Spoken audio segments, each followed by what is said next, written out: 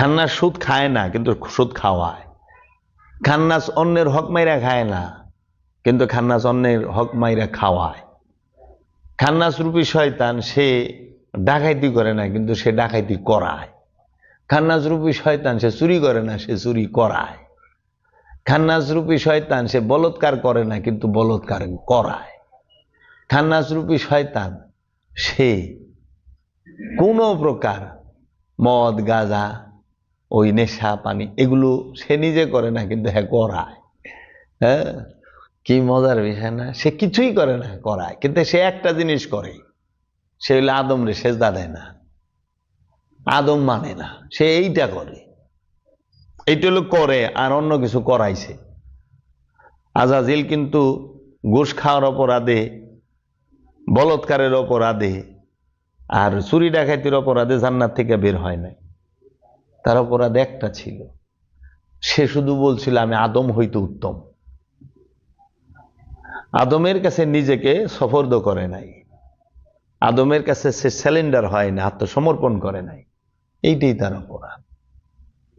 এখন যে ব্যক্তিটা মনে করেন খুব ভালো, একটা মিথ্যা বলে না, যে ব্যক্তিটা মনে করেন একটা জীবনে একদিন চুরি করে নাই, যে ব্যক্তিটা মনে করেন জীবনে কোনোদিন কারো সম্পদ মাইরা খায় নাই, মিথ্যা বলেন নাই, চুরি ডাকাতি করে নাই, অত্যাচার জুলুম করে নাই, নামাজ রোজা সব করছে, আপনি কি মনে করেন সে খুব ভালো, সে মুমিন?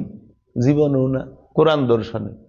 কারণ আমরা তো দেখি আজাজিল জীবনে ইবাদত ছাড়া তসবিহ ছাড়া কিছুই করে নাই, কিছুই করে নাই। আজাজিল সে ফেরেশতাকে শিক্ষা দিছে, ফেরেশতাদের ইমাম, ইমামে মালাইকা, ফেরেশতাদের শিক্ষক আজাজিল আলাইহিস সালাতু ওয়াস সালাম। তো সে জীবনে তো কোনোদিন মিছা কথা কয় নাই আগে, তার 6 কোটি বছর বলে সে ইবাদত করছে, শুনি আমরা বড় বড় বক্তাদের মুখে। তো কাজেই সে কিছু কোনো অপরাধ করে নাই, কোনো খারাপ কর্ম করে নাই, কিন্তু তার পদবি গেল গা, সে তার পদবি হারাইল, সে তার জান্নাত হারাইল, শুধু একটা কর্ম করছে, আদমকে সেজদা করে নাই। আর আল্লাহরে কইছে আমি আদম থেকে উত্তম। তেমন কথা জিজ্ঞেস যদি করি যে বাবা জাহাঙ্গীর তার মারিফতের গোপন কথায় এই প্রশ্নটি করেছেন, জিজ্ঞেস করেছেন, এটি বাবা শামসে তাবরিজও করেছেন যে মারিফতের গোপন কথা কিতাব যদি পান আপনারা পড়েন দেখবেন সেখানে আছে যে আমরা দেখতে পাই আমরা যত আকাম কুকাম, আমরা যত পাপ করি, সমস্ত অপকর্মে আমাদেরকে দিয়ে খান্নাসরূপী শয়তান করায়, তার কুমন্ত্রণায় পড়েই করি, তার ওয়াসওয়াসায় পড়েই আমরা অপকর্ম করি। তাহলে আজাজিলের আগে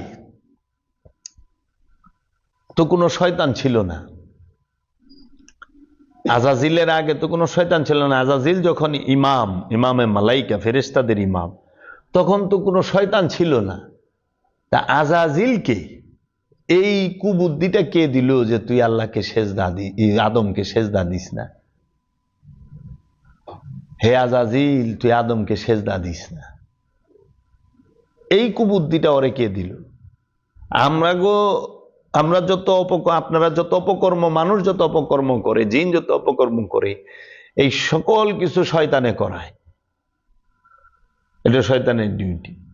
তো আজাজিলকে কে এই বুদ্ধি দিল যে হে আজাজিল তুমি আদমকে সেজদা দিও না, তুমি বলো আমি আজাজিল হইতে, আমি আদম হইতে, আমি তুমি যে আদম বানাইছে আদম হইতে উত্তম?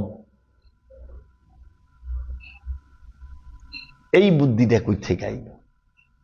আমাগো নয় জাহান্নামে ফালাই দিল শয়তানে, তো শয়তানরে এই আজাজিল রে জাহান্নামে ফালাইল কে?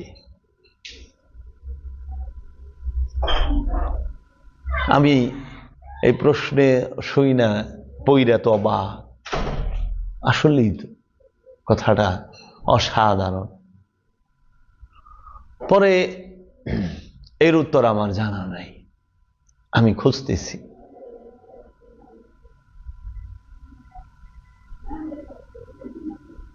মনে হয় মহব্বতে সবকিছু হয়। আমি জেনে শুনে বিষ করেছি পান, প্রাণের বিনিময়ে সপেছি প্রাণ। মহব্বত করলে সবই সম্ভব, মহব্বত ছাড়া কিছুই সম্ভব না। তাই আল্লাহ বলছেন, কুলিন কুনতুম তুহিব্বুনাল্লাহ ফাত্তাবিউনি ইউহিব্বুকুম। কে আছো আমি আল্লাহকে ভালোবাসতে চাও, সে আমার হাবিবকে ভালোবাসো। আবার দেখলাম আল্লাহ রাব্বুল আলামিন কুরআনুল কারীমে বলতেছেন, ইন্নাল্লাহা ইউহিব্বুল মুহসিনিন। নিশ্চয়ই আল্লাহ মুহসিনিনকে ভালোবাসেন, মহব্বত করেন।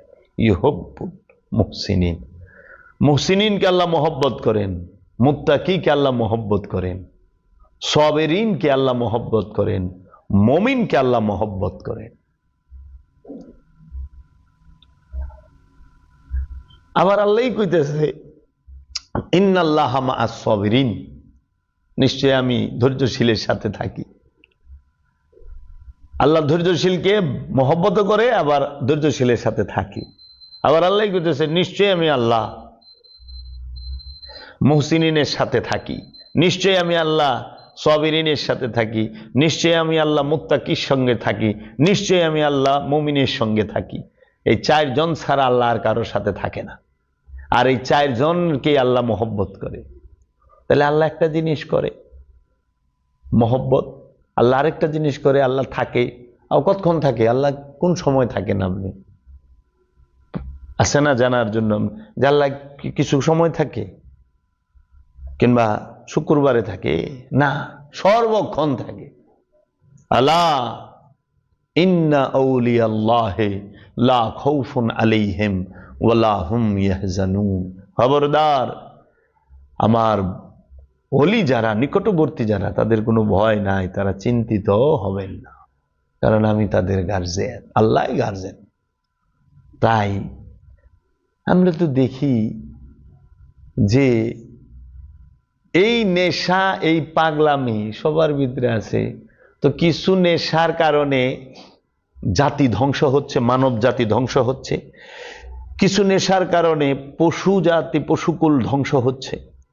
কারণ নেশার কারণে উদ্ভিদ, গাছপালা, তরুলতা, এই উদ্ভিদ জগৎ ধ্বংস হচ্ছে।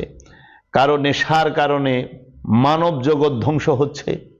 কারণ নেশার কারণে এই পশুকুল ধ্বংস হচ্ছে। কারণ নেশার কারণে কোনো জ্ঞানকুল, জ্ঞানীকুল ধ্বংস হচ্ছে। কারণ নেশার কারণে কোনো সভ্যকুল ধ্বংস হচ্ছে। কাহারও নেশার কারণে কোনো মুক্ত মনা যে মানব জাতি, সেটা ধ্বংস হচ্ছে। কারণ নেশার কারণে কোনো ভাবুকের যে একটা গোষ্ঠী, তারা ধ্বংস হচ্ছে। সবই তো নেশার কারণে হচ্ছে, সবই তো এই নেশার কারণেই করতেছে। অথচ তারা বলতেছে আমরা নেশা করি না। কিসের নেশায়? যেখানেই পাবেন সেখানেই মেরে ফেলবেন। কি এমন নেশা আপনাদের? এই নেশা উঠল কোথা থেকে? এটা তো উন্মাদের কথাবার্তা। যারে না তারই যেখানে পাবে সেখানেই মেরে ফেল, এটা তো হইতে পারে না। এটা তো কোনো মনুষ্যত্বের কথা না, মানবতার কথা না, মানবিকতার কথা না।